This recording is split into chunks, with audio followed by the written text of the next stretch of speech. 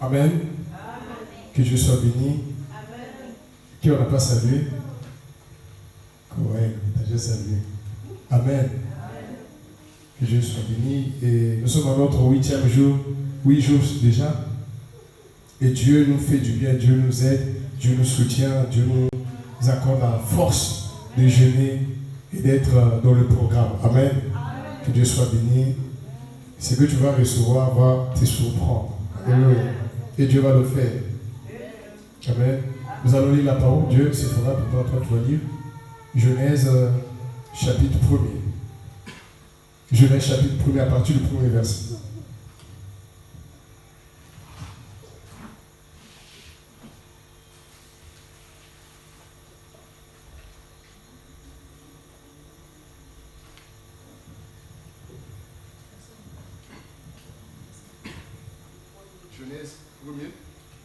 Genèse 1er, à partir du premier verset. Genèse chapitre 1. Lisons la parole de Dieu. Nous rendons grâce à Dieu. Au commencement, Dieu créa le ciel et la terre. La terre était forme et vide. Il y avait des ténèbres et à la surface de l'abîme. Et l'Esprit de Dieu se mouvait au-dessus des eaux. Dieu dit que la lumière soit et la lumière fut. Amen. Amen. Merci. Nous sommes en train de parler de l'accélération divine pendant ce programme. L'accélération. Et notre prière est que Dieu, en 2024, nous fasse connaître une accélération divine extraordinaire. Alléluia. Hier, j'ai parlé de la vision. Quand Dieu veut te faire accélérer, il te donne la vision comme il a fait à Joseph, pour lui dire déjà, avant d'arriver, voilà là où je t'emmène. Ainsi, quand tu sais là où Dieu t'emmène, tu ne trembles pas, tu ne paniques pas devant les combats, devant les situations difficiles. Parce que tu as un objectif, c'est arriver là où Dieu t'a montré que tu dois arriver. Alléluia. Ce soir, je veux parler de la lumière. De la lumière.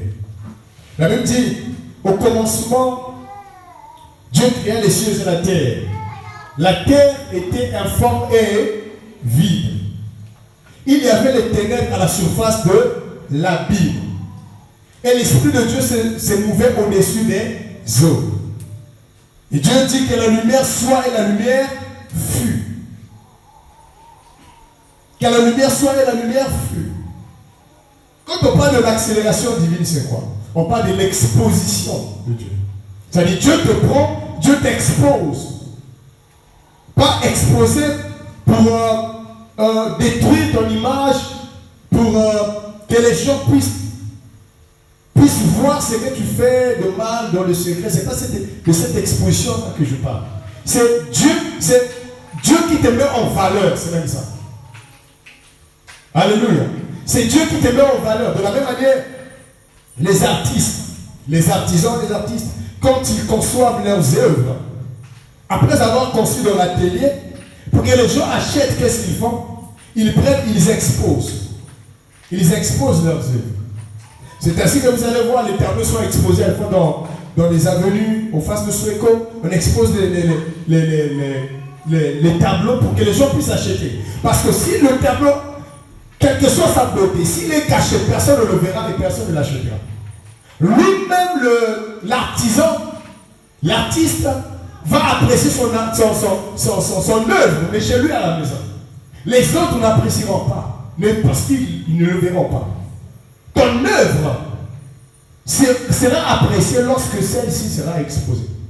Nous sommes l'œuvre de Dieu, l'ouvrage de Dieu. C'est Dieu qui nous a façonnés. Et c'est Dieu qui a façonné notre destinée. Sur le chemin de l'accélération, de notre accélération divine, Dieu doit nous exposer, nous mettre à la lumière. C'est même ça. Alléluia. C'est ainsi que la nuit, tous ceux qui exposent les fauteuils, les prennent, ils les mettent dans la... Bien, ils ferment la boutique. Pourquoi? Parce que c'est la nuit. Les gens ne sortent pas. Et la nuit, quand ce n'est pas éclairé, personne ne peut voir. C'est ainsi que, quelle que soit la beauté de ta maison, quand tu rentres chez toi à la maison, quand il n'y a pas le courant, il n'y a pas la lumière, il n'y a même pas la bougie, tu n'auras pas le goût de vivre dedans. Tu vas même avoir peur, surtout si elle est très grande.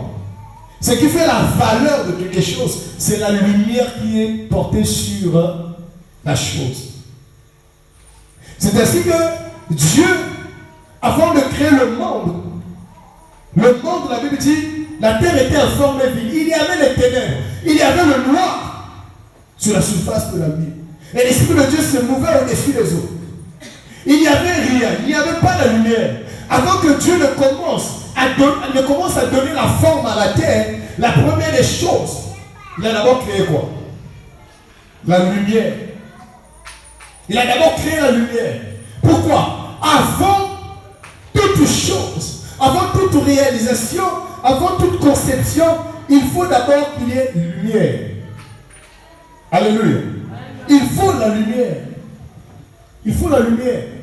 Tu es l'œuvre de Dieu. Dieu t'a créé. Dieu a façonné ta vie. Il t'a donné un avenir et de l'espérance. Il a des projets qu'il a conçus pour toi. Pour que ces projets-là se réalisent, il doit t'exposer.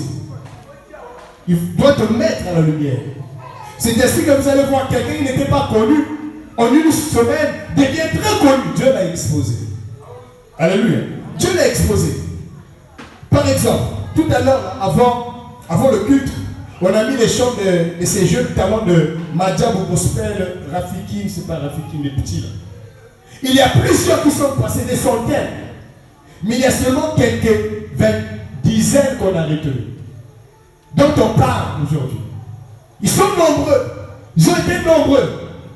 Mais c'est peut-être seulement 10% qu'on a sélectionné. Et de ces 10%, peut-être ça va être 5. Après 5 jusqu'à... Alléluia. Pourquoi ce n'est pas tout le monde qu'on a aujourd'hui qu'on a dans les téléphones, même sur YouTube? Tout simplement parce que tous ne sont pas exposés. Certains, ils ont le talent. La plupart de ces jeunes-là chantent dans leurs églises. Ils ont le talent. Mais seulement ce n'est pas le temps de leur exposition. Il y a d'autres qui ont bien chanté, mais qui ne sont pas passés. Alléluia. Parce que ce n'est pas le temps. C'est ainsi que j'ai vu sur les réseaux sociaux certaines personnes boudeur. Mais pourquoi on n'a pas pris celui-là? Pourquoi il chante bien? Parce que ce n'est pas son temps. Alléluia. C'est parce que ce n'est pas son temps. Quand Dieu te fait accélérer, il te met à la lumière, il t'expose. C'est ainsi que tu deviens connu. Et dès que tu deviens connu, tu deviens aussi la cible de personnes de mauvaise foi. Parce que tu es exposé. Alléluia.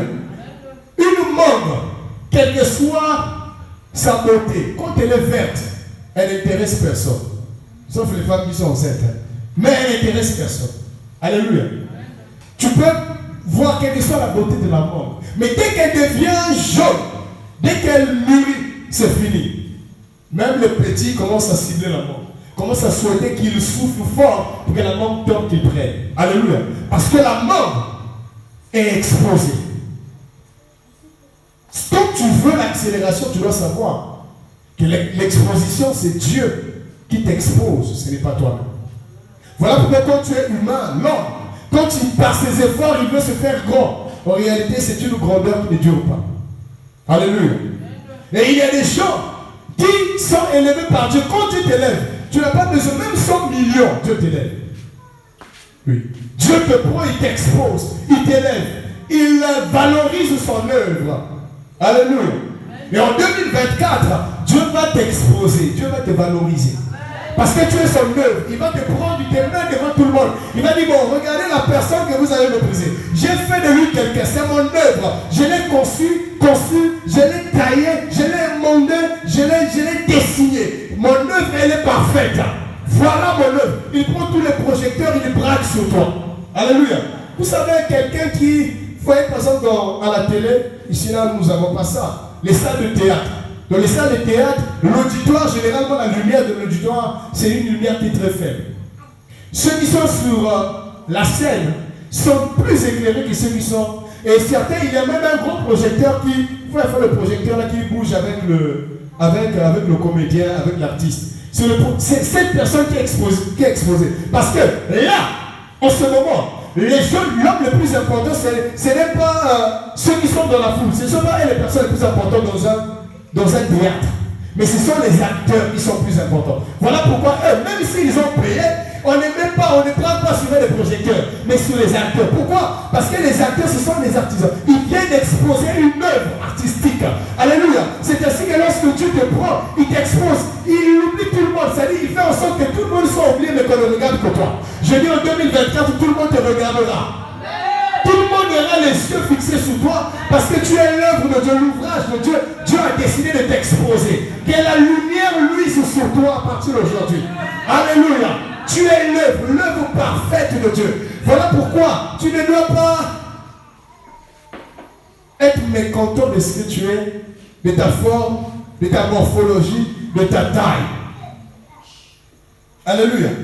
Un artiste, avant de faire son œuvre, avant de concevoir son œuvre, il réfléchit d'abord. Voilà comment sera mon œuvre. Voilà, il a déjà eu son œuvre dans la tête avant de la matérialiser. Toi, tu es l'œuvre de Dieu, l'ouvrage de Dieu. Ça veut dire, avant que tu ne viennes au monde, Dieu t'avait déjà conçu et tu es parfait. Alléluia. Quand Dieu a créé les animaux, la Bible dit que Dieu trouva que cela était bon. Il a créé les arbres. La Bible dit que Dieu trouva que cela était bon. Quand il a créé toute la nature, la Bible dit que Dieu trouva que cela était bon. Mais quand il crée l'homme, la Bible dit que Dieu trouva que cela était très bon. Alléluia. Dis, je suis très bon. Tu es l'œuvre parfaite de Dieu. Voilà pourquoi que tu sois élancé, que tu sois courte, béni le Seigneur. Alléluia. Que tu sois un peu potelé, que tu sois mince. Tu es parfaite comme ça. Il y a quelques mois, ma femme m'avait envoyé, maman chien, m'envoie une capture par WhatsApp d'une jeune fille qui avait épousé un homme, je crois, qui était à l'Occident, qui est venu l'épouser. Une Africaine, je crois, de l'ANDC, je pense. Elle était pour elle normale. Zoutoua bien, gabarit, pas de naïbi. Mais elle voulait aplatir son ventre. Que le ventre devait plus. C'est-à-dire, quand j'ai vu la photo, je l'ai encore dans le téléphone, j'ai dit, oh, mais qu'est-ce qu'elle cherche? Son ventre était plat. Mais elle a voulu que la chirurgie esthétique dégraisse encore le ventre. Et ça a mal tourné le ventre. Le monsieur est venu le pousser quelques mois sur le ventre, même pas une année. Après, toi, tu vas le monsieur peut même te maudire. Ce n'est pas que tu es tombé malade, tu es morte. Ce n'est pas par accident, mais toi-même seulement. Donc quand le monsieur est venu te pousser, il ne voyait pas le ventre était normal. Alléluia. Réjouis-toi de ce que tu es. Ne va pas voir les tiens fois, ou bien tu peux même mourir. Alléluia. Réjouis-toi de ce que tu es. Alléluia. Parce que tu es l'œuvre parfaite de Dieu. Alléluia. Il faut bénir le Seigneur. Que tu regardes les gens comme ça. Dis, oh merci Seigneur parce que je regarde les gens comme ça. Que tu regardes les gens comme ça. Dis, oh Seigneur merci parce que je suis élancé, je regarde les gens comme ça. Que tu sois grosse, que tu sois chétif. Que tu sois, je le sais, t'es clair ou bien sombre. T'es café ou cacao quoi là. Bénis le Seigneur pour ce que tu es. Tu es une œuvre parfaite. L'une des choses qui fait que Dieu ne nous expose pas. Parce que nous ne croyons pas d'abord en nous-mêmes.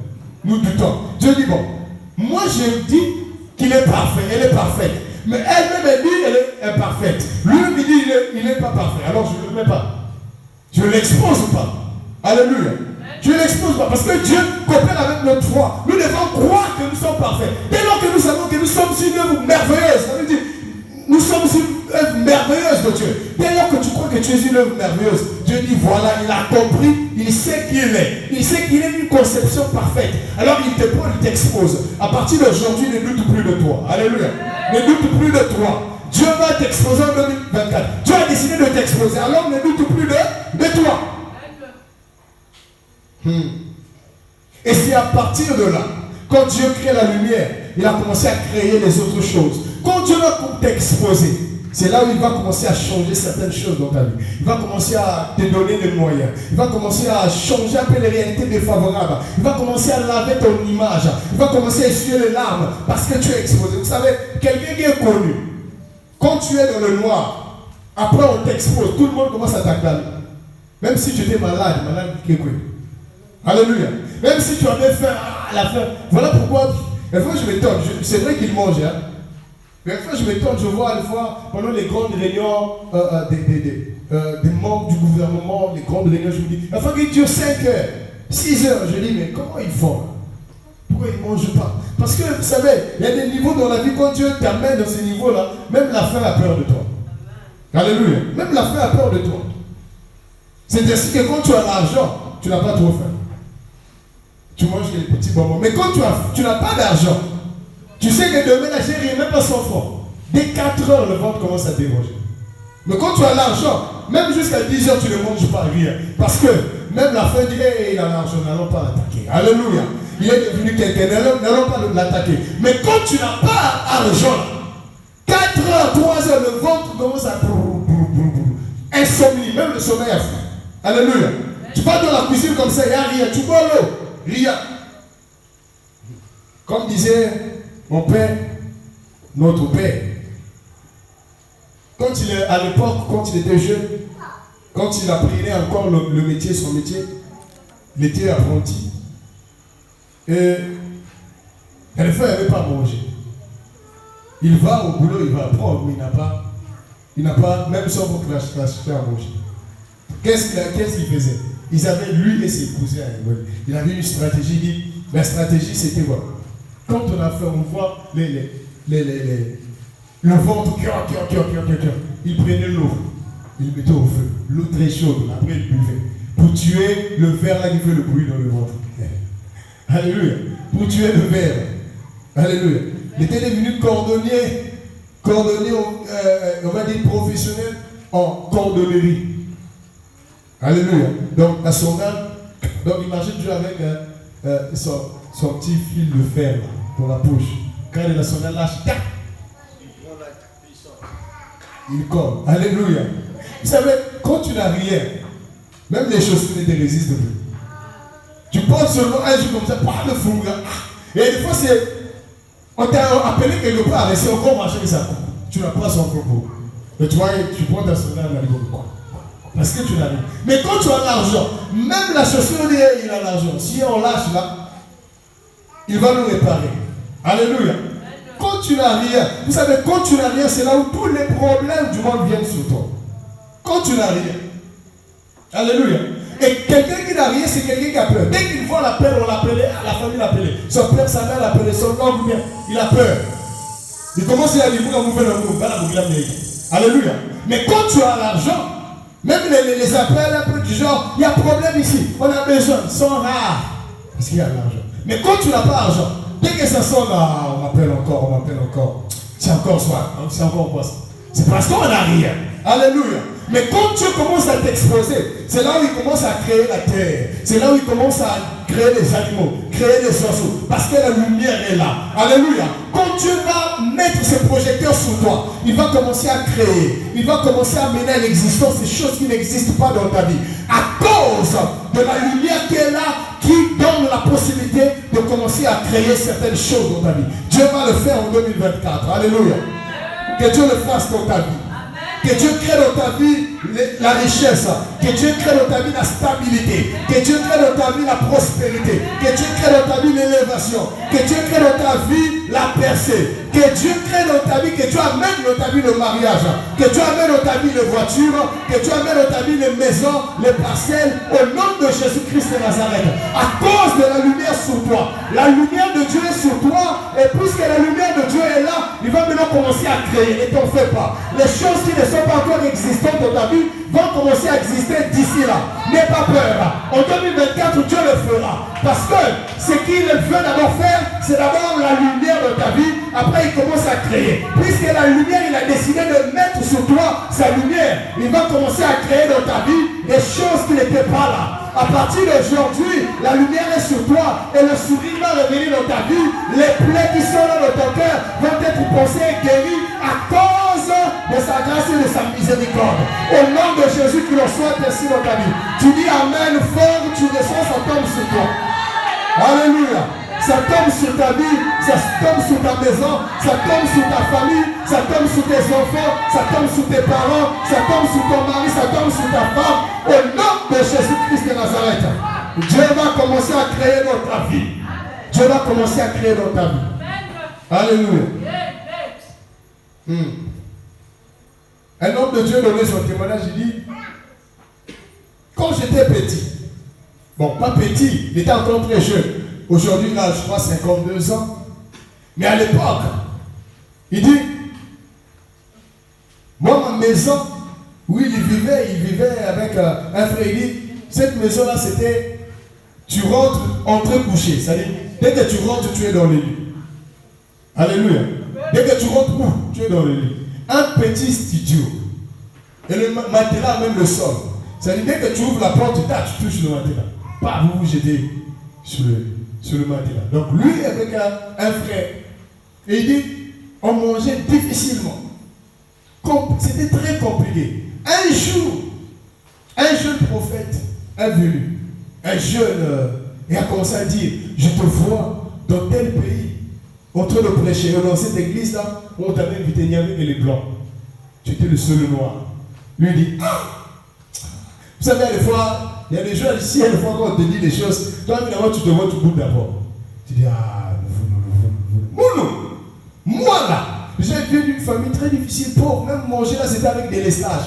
Aujourd'hui, il mange, peut-être demain. Lui, il dit, si demain tu fais grâce, sinon après demain. Alléluia. Et il devient pasteur, souffrant, regarde, il rentre directement entre couchés. Alléluia. À même le sol. Un petit studio, il faisait très chaud les noms. Petite fenêtre. Mais le jeune prophète lui dit, je te vois dans une église, en train de prêcher. Ce n'est pas ici en Afrique, c'est en Occident.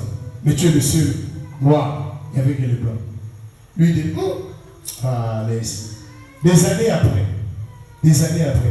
peut-être 25 ans pour toi, 25 ans, quelque chose comme ça. Il s'est retrouvé, il a eu une invitation. On l'a invité, je crois, au Texas, aux États-Unis. On l'invite au Texas et un autre couple pastoral l'invite dans une petite ville, une petite région des États-Unis. La Phénicie, c'est pas la Phénicie, c'est quelque chose comme ça. Petite région. Il dit, lui-même il dit, l'église qu'il avait d'abord invitée, c'était l'église d'un pasteur qui va aux États-Unis. Donc une grande église. Même déjà, vous savez, les Quinois sont très libéraux. Hein. Ils savent partager. Donc il s'est dit, si je vais déjà là-bas, je vais rentrer chez moi avec ma voiture, avec l'argent. Après, on l'invite encore là-bas. Et Dieu lui dit, tu dois aller là-bas. Une église. Là, le couple qu'il avait invité, un couple blanc. Une petite église d'une dizaine de personnes. Là-bas, c'est une église de 500 personnes, beaucoup de personnes. Mais là, une dizaine de personnes. Donc, mais là, naturellement, son cœur se disait, bon, je vais là-bas. Mais l'Esprit de Dieu lui dit, là-bas. Finalement, il dit, bon, je vais là. Quand il arrive là-bas, déjà l'église, une dizaine de personnes, quand tout le monde est là, peut-être 12, 13, 14 personnes, sont comptées avec le pasteur, sa femme, et leurs enfants. Je ne sais pas, leurs 3 enfants. Donc, quand tu enlèves déjà, peut-être 8 fidèles, quelque chose comme ça. Alléluia. Peut-être 8 fidèles. Il dit, bon, je vais là-bas. Quand il arrive le premier jour, une dizaine de personnes. Il a prêché. C'était tellement fort. Le lendemain, il y a eu le double. On a mis les chaises, c'était un séminaire. On a mis les chaises, tout ça, on a ajouté les chaises. Le deuxième jour, le troisième jour, les gens sont venus nombreux. Même il était étonné. Nombreux. On a mis les chaises dehors, tout ça. Le quatrième jour, c'était plein, dedans et dehors. Alléluia. Et il est resté tranquille. Il était le seul noir. Et Dieu l'a rappelé. Souviens-toi, il y avait un jeune prophète qui t'avait dit. C'était même à Plaza qu'il avait dit. Regarde, il y aura un jour, tu seras dans une église où tu seras le seul noir et il y aura tous les blancs. Il s'est souvenu de la dit, mais Dieu, quand il parle, il ne faut pas blaguer. Ça peut faire même 20 ans, 25 ans, 30 ans, mais ça finit toujours par arriver. Alléluia. Le midi, à la fin, il y avait tellement la gloire de Dieu. C'était la première fois même de cette église-là de voir les gens tomber. Donc les gens tombaient, les blancs, lui, c'était les blancs. Quand c'est les noirs, on dit, les noirs, là, il y a aussi. Mais les blancs, ils tombent sous onction. Il y avait tellement l'onction, il y avait tellement la gloire. Après, à la fin, le couple dit, Dieu nous a mis à cœur de prendre tout ce que nous avons dans notre compte en banque, tout. Lui-même, il dit, Seigneur Jésus, si je partais chez le noir là-bas, c'est vrai, on allait me bénir. Mais quel est ce noir là, Congolais là qui va là-bas chercher sa vie et qui prend tout dans son compte qui te donne? C'est vrai qu'on allait me bénir, mais pas comme ça. Mais le compte, il est un blanc déjà. Vous voyez, c'est pas un compte petit, hein. Donc c'est tout. On a pris tout, on l'a donné. L'église a béni. Lui-même, il dit, vraiment, écoutez Dieu, c'est très bon. Alléluia. Même quand tu t'envoies quelque part, il te dit, va là-bas. Même quand tu penses que là-bas, c'est pas, qu'est-ce que je vais gagner là-bas? Va seulement. Alléluia. Va seulement, tu vas gagner. Alléluia. Quand tu t'exposes, quand tu te mets là, ça dit quand même tu restes tranquille, tu c'est moi, oui, c'est toi. Pourquoi? Parce que les projecteurs divins sont braqués sur toi. Que les projecteurs divins sont braqués sur toi. Que toutes les prophéties que tu as reçues, toutes les promesses que tu as reçues se réalisent dans ta vie. Dans une année, dans 2 ans, dans 5 ans. Que toutes les promesses se réalisent dans ta vie. Alléluia. La promesse, lorsqu'elle sort, attends à quelqu'un, elle va se réaliser certainement. Alléluia. Et Dieu le fera pour toi. C'est cet homme de Dieu, je crois avoir déjà donné le témoignage ici une fois. Déjà, dans sa famille, quand il grandissait, il mangeait difficilement par délestage. Aujourd'hui, peut-être demain. Quand Dieu fait grâce, on mange. Sinon, on attend le jour suivant. Un jour, il avait l'église, dans son église. L'église n'avait pas de parcelle, n'avait pas de terre. Donc il louait. Alors un jour, avec le temps, quelqu'un l'a béni d'une villa. Villa, tout ça. Oh, gloire à Dieu, on a eu la villa. Imagine un peu, famille, c'est difficile. Ça veut dire que la famille là n'a même pas de villa, rien du tout, manger avec des lestages. C'était compliqué, lui-même il dit. Rien ne me destinait à devenir quelqu'un comme ça. Rien. C'est-à-dire physiquement parlant. Il n'y avait rien qui pouvait montrer que je serais ce que je suis. Alléluia. On te donne la villa. Déjà, on te donne la villa. Pas une maison, mais une villa. Quelques temps après, l'Esprit de Dieu dit, prenez la villa, donnez à l'église à riche. Il dit, je veux dire à ma femme, est-ce qu'elle va accepter? On a loué, on a souffert, après de l'OS des Gambiers, on nous donne la villa. Priez à ce moment. Dieu m'a dit, il m'a mis à cœur de prendre la villa de donner à Dieu. Sa femme a dit, d'accord, je suis convaincu. Ils ont pris, ils ont donné à Dieu. Mais aujourd'hui, ils ont plus de villas. Alléluia. Ils ont donné, Dieu leur a encore donné. Il y a des moments, quand Dieu t'expose, Dieu te donne quelque chose. En réalité, Dieu te donne cette chose juste pour un peu de temps. Oui. Dieu te donne la chose, tu dis, oh, gloire à Dieu, Dieu m'a béni. Gloire à Dieu, il t'a béni. Mais tu dois savoir à la fois que c'est pour que ça parte, pour que tu reçoives plus. Alléluia. Parce que si tu ne gardes que ça, tu vas rester qu'avec ça. Mais quand tu sors, tu donnes, tu reçois encore plus. Il a pris la villa là de aujourd'hui, il en a beaucoup. Alléluia. Il en a beaucoup. Quand Dieu t'expose, il y a des choses que tu reçois sans trop fournir d'efforts. Parce que Dieu t'a exposé. Tu ne fournis pas trop d'efforts, tu reçois les choses de la part de Dieu. Parce que l'exposition de Dieu est là. Dieu t'a exposé. Alléluia. Quand Dieu va t'exposer, il y a des choses que tu vas recevoir avec beaucoup de facilité. Parce que tu es exposé. Quand tu n'es pas connu, quand tu es dans l'ombre, personne ne te connaît, personne ne prête attention à toi. Mais dès que Dieu t'expose, tout le monde commence à t'apprécier. Oh, quelle personne merveilleuse. Mais c'est la même personne que tu es en train d'insulter, tu es en train de calomnier, de mépriser. C'est la même personne. C'est toujours lui, c'est toujours elle. On commence à t'acclamer. Et ce sont eux qui deviennent les historiens de ta vie. Il était comme ça seulement. Tu ne l'as pas connu. C'est lui. Il vivait dans tel endroit. Donc il commence à... C'est eux maintenant qui font les cours de ta vie. Ils deviennent les historiens spécialistes de la vie d'un tel. De la vie d'un tel. Oh, il était comme ça. Il a souffert. Il vivait dans une maison compliquée. Mais regarde aujourd'hui. Oh, Dieu est grand, Dieu est grand. Il y a des gens qui vont dire que Dieu est grand à cause de ce que Dieu va faire dans ta vie. Il y a des gens qui vont louer le Seigneur parce qu'ils vont voir l'évidence de la grâce de Dieu sur toi.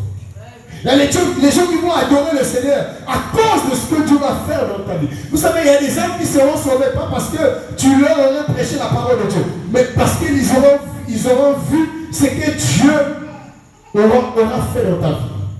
Alléluia. Que Dieu fasse des choses dans ta vie qui vont pousser les hommes à se convertir au Seigneur. Que Dieu le fasse.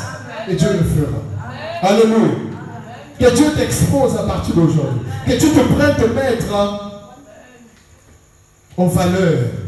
Que Dieu prenne ses projecteurs qu'il braque sur toi. Alléluia. Que Dieu le fasse. Que Dieu le fasse. Jésus-Christ a commencé son ministère à 30 ans. Mais on parle de lui, on parle que de sa naissance. On parle de lui à l'âge de 12 ans, quand il se retrouve dans le temple, quand il était en train de discuter avec les sacrificateurs qui étaient là, les docteurs de la loi, et encore à 30 ans. Donc de 12 ans à 30 ans, on ne parle pas de lui. On parle encore de lui à 30 ans, commence sur lui. Il commence sur son ministère. C'est là où on commence à parler de lui. La Bible dit, la renommée de Jésus s'est répandue dans les cantons de Jérusalem à cause de son œuvre, à cause de sa puissance. Il commence à opérer des miracles. Il change l'eau en vin. On commence à parler de lui. Alléluia. Des 0 à 30 ans, on ne parle pas trop de lui, de la naissance. On parle beaucoup de sa naissance. On parle de lui encore une fois à l'âge de 12 ans et encore 30 ans. 30 ans, c'est là où on commence à parler de lui jusqu'à sa mort, jusqu'à son élévation, son ascension. Alléluia. Tu es resté longtemps dans l'ombre. Maintenant, c'est le temps où, comme Jésus, tu dois commencer à influencer le monde de ta génération. Alléluia. C'est maintenant le temps. C'est maintenant le temps. Comme j'ai dit, je reviens encore par là-dessus. Dès que tu es exposé, tu deviens la cible de tout le monde. J'insiste encore là-dessus. Et je veux continuer à insister là-dessus. On veut l'exposition, on veut l'accélération. Tu deviendras la cible de tout le monde. Les gens diront des fausses choses, des mauvaises choses sur toi. Les faussetés sur toi. Des choses qui ne sont pas avérées. Des choses qui sont fausses. Tu n'auras même pas des fois le temps d'aller te défendre. Des fois, les gens garderont les mensonges que les gens diront sur toi.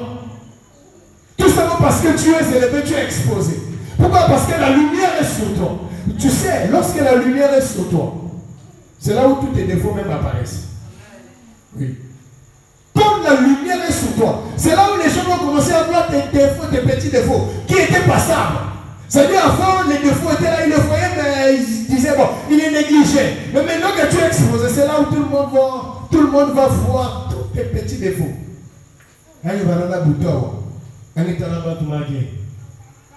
Alléluia. Quand il marche, il fait ceci. Quand il mange, quand il fait ceci. Donc, on commence à voir tous tes défauts parce que tu es exposé. Voilà pourquoi tu dois être blindé, réellement blindé, mentalement blindé. Qu'il parle, qu'il ne parle pas, ce n'est pas ton affaire. Qu'il critique, il ne critique pas, ce n'est pas ton affaire. Parce que tu es exposé, les gens parleront du mal de toi. Les gens te critiqueront. Les gens te jetteront les pierres. Tout simplement parce que tu es exposé. Tout simplement parce que la lumière est sur toi. Les projecteurs sont sur toi. Alléluia. Comme disait un pasteur, il dit, il était en train de prêcher, il était devenu connu en RDC. Il avait maintenant un nom très connu. Alléluia. Et une fois il passait, il écoute. Il était dans un marché, il était le passage. Il écoute quelqu'un dire, deux personnes étaient en train de discuter. Oh, pasteur Wana, Alaka Sénégalais. Il est plus congolais d'ailleurs.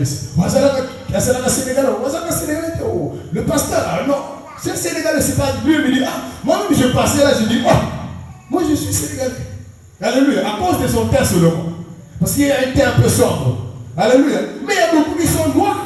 Même ici, chez nous, ici au Congo, on n'est pas en Afrique de l'Ouest, mais il y a des gens qui sont très sombres. Mais ce n'est pas parce qu'ils sont sombres qu'ils sont devenus des West Africains. Donc ils faisaient pour eux le débat. Azalaka West Africa. C'est pas ça West Africa. Azalaka West Africa. Vous savez, le philosophe, quand il parle, il était comme, je te dis, le Bélayo. Azalaka West Africa. Azalaka Sénégalais. Alléluia. Parce qu'il est exposé, on voit maintenant son cœur. Alléluia. Il y a des gens qui voient ton cœur aujourd'hui. Tu es peut-être sombre. Il y a des gens qui vont te dire, tu es West Africa. Si tu es brune, il y a des gens qui diront, oh, c'est quelqu'un de là-bas, du Maghreb là-bas, ou bien je ne sais qui. Je ne sais d'où. Alléluia. Et je finis par là, il donne encore un autre témoignage. Il dit, il était à l'église, il finit de prêcher. Déjà connu. Peut-être que vous le connaissez. Je donne le nom, vous allez peut-être le reconnaître. Il a fini de prêcher. À l'époque, ce n'était pas les prédications comme aujourd'hui on lit, c'était les cassettes, là, les magnétoscopes. Donc les cassettes qu'on enregistrait, après vous prenez, vous amenez à la radio, à la télé, après on met. Et ça passait sur les chaînes locales de la RDC. Donc ils prenaient, on enregistrait le culte, on amenait à la télévision, on prenait, on mettait et tout le monde pouvait visionner. Et il dit, dès que je finis la prédication, je descends, je vais au bureau, je descends comme ça, je vais vers la voiture. Il entend quelqu'un dire, faire le débat avec l'autre. Oh, je te dis. Alors, après, le 40, je crois 49 fois ou bien 49. Après. Il dit, ah, dans sa prédication. Vous savez, il y a des tics, quelquefois quand tu prêches, c'est un tic qui revient. Il a dit, après.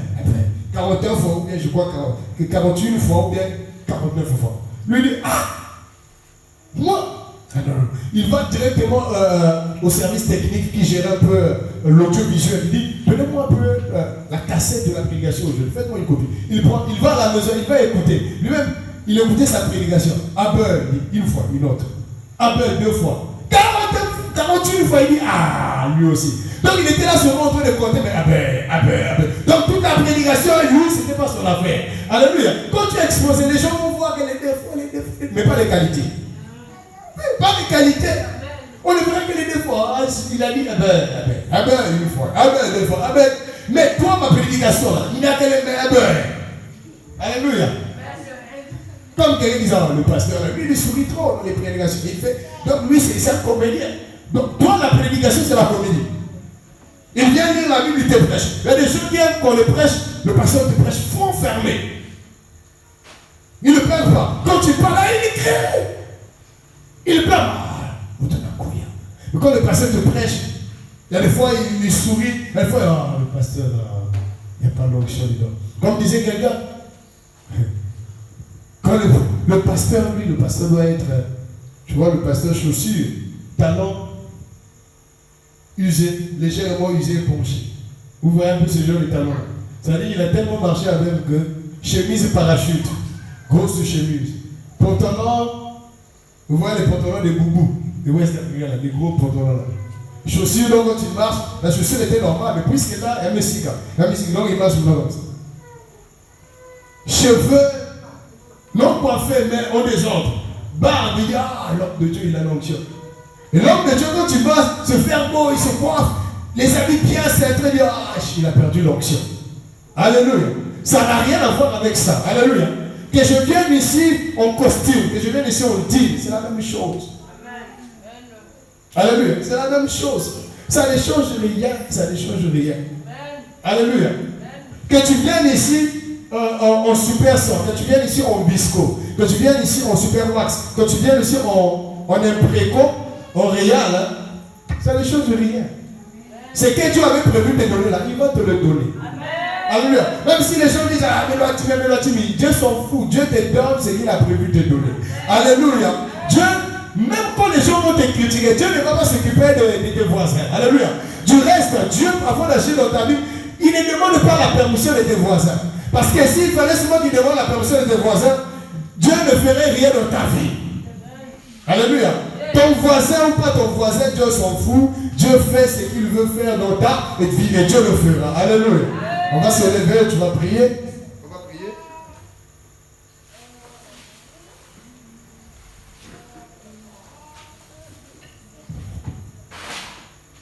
Tu vas dire à Dieu ce soir, tu as 5 minutes de prière. Tu vas dire à Dieu, Seigneur, je prie ce soir afin que tu m'exposes. Je suis ton œuvre, je suis ton ouvrage. C'est le temps que tu me prennes, que tu me valorises. Que les projecteurs divins viennent, soient braqués sur toi, soient fixés sur toi. À partir de ce soir, à partir de ce jour, afin que Dieu fasse en sorte que son œuvre soit valorisée. Que les gens puissent te voir comme ça. Parce qu'aujourd'hui, et l'année 2024, c'est ton année, l'année de ton exposition. Tu as longtemps acclamé les autres, maintenant on doit aussi t'acclamer. Les gens doivent aussi considérer ta personne, considérer ta valeur, voir ton importance. À partir d'aujourd'hui, qu'il y ait le projecteur de Dieu, que la lumière soit dans ta vie. Élève la foi et prie. Élève la voix, commence à prier. Commence à prier.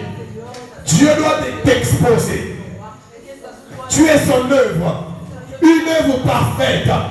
Prie, monte dans la prière. Une œuvre parfaite, une œuvre merveilleuse. Prie. Rena sayalaba. Uraba kashanda la balaba. Irena